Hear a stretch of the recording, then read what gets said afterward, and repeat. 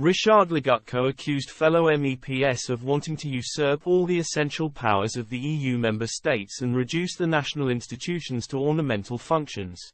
Radical reform of the treaties which bind the EU together represents a constitutional coup d'état, aimed at creating a dystopian superstate, and Polish MEP Professor Richard Legutko had scathing words for his lamentable colleagues as he contrasted what he called the govern to rule the entire continent, with their inability to get hot water in Louis Weiss building, the seat of the European Parliament in Strasbourg.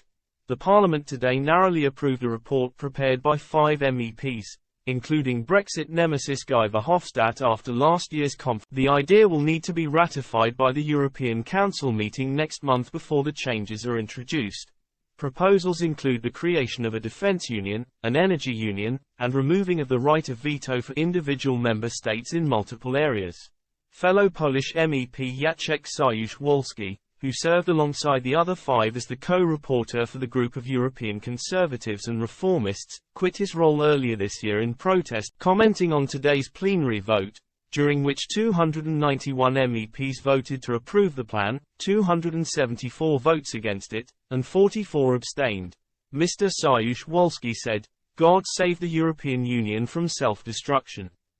The almost complete abolition of unanimity and the right of veto in 63 cases would lead to a constitutional coup d'état to create a dystopian superstate, instead of the EU, and degrade member states to regions. All this is happening under the false pretext of preparing for enlargement, but the only significant veto left is the veto against enlargement.